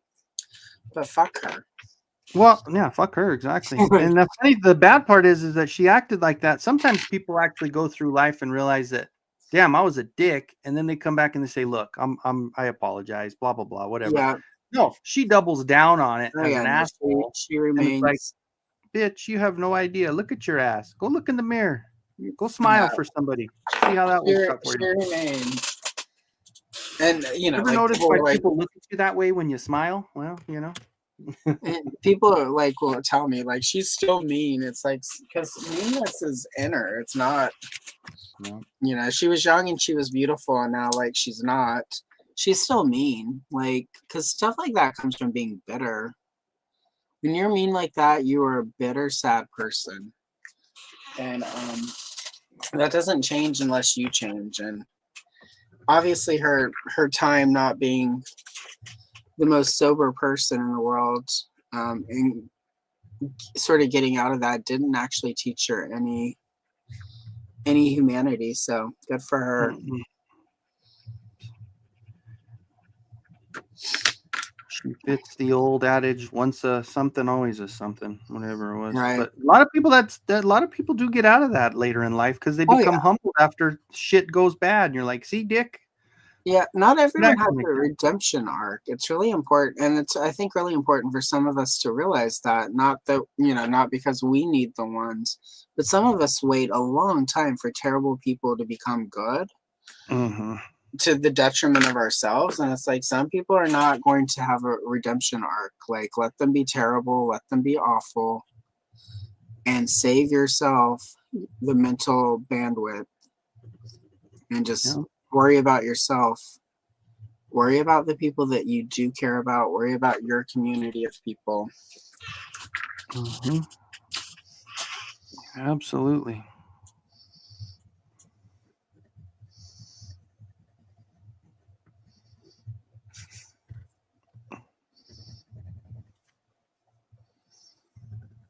I know I'm not going to finish. That's why I'm trying to touch Oh up yeah. now.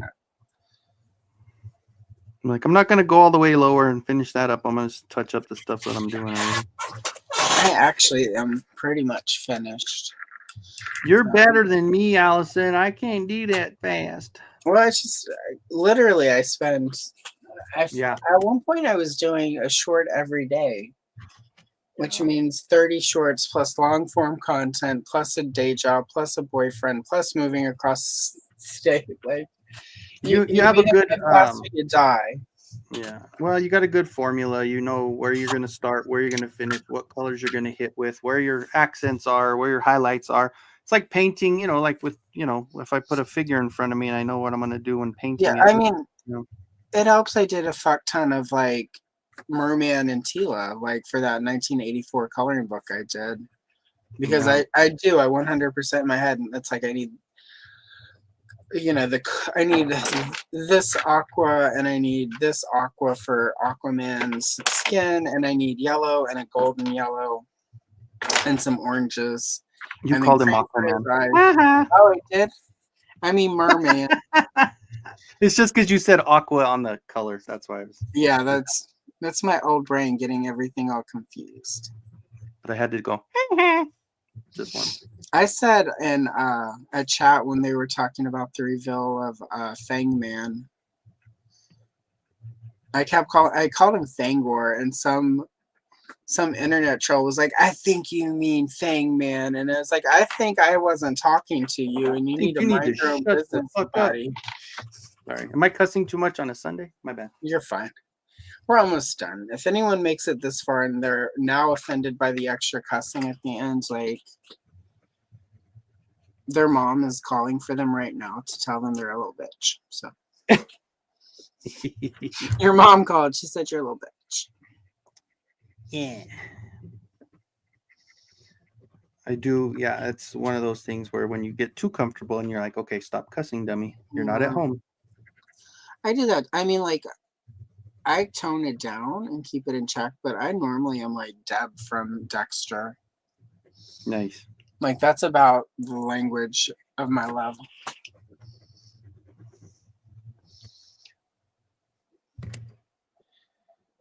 Well, congratulations, CJ. That's an amazing milestone, and it's not an easy milestone. So congratulations, because not everyone makes that one. That And one is a also, tough one. Yeah.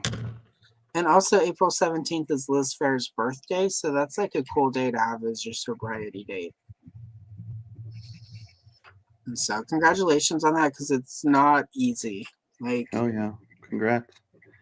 There are certain substances, or that you always hear the stories that yeah, it's so hard to come back from that, and that's freaking awesome. well, it is, and like some people come back from it and are human and are good about it, and then there's that girl from high school who's still a monster. Ma'am, it wasn't the drugs who made you bad. You were just bad. Yeah. What's great though is her children hate her. There was a post on the other day, our mom is the worst, and I was reading it, I'm like, oh, she is the worst.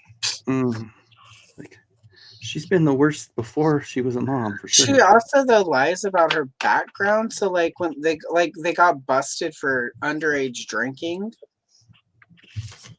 and she like apparently was telling them, I would never do anything like that. And I'm like, girl, you were the one who used to buy alcohol for our parties when you turned 18 and we were still in high school, and you were chasing that 16-year-old boy who was underage.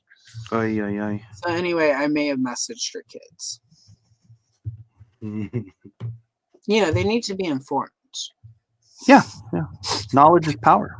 Knowledge is power. Anyway, she's got me blocked, but The kids appreciate what you know.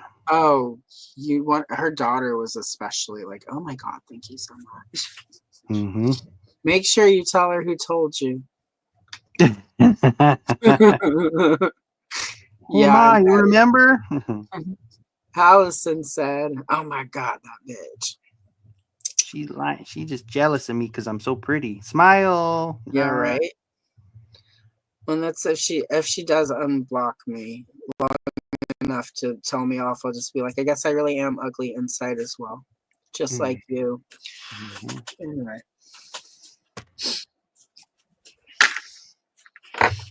God, look at that merman. Jesus, I'm embarrassed. I'm gonna take my Flip it over. We're gonna make you big. No. Solo layout. So Kenny did not finish, which means he has to come back.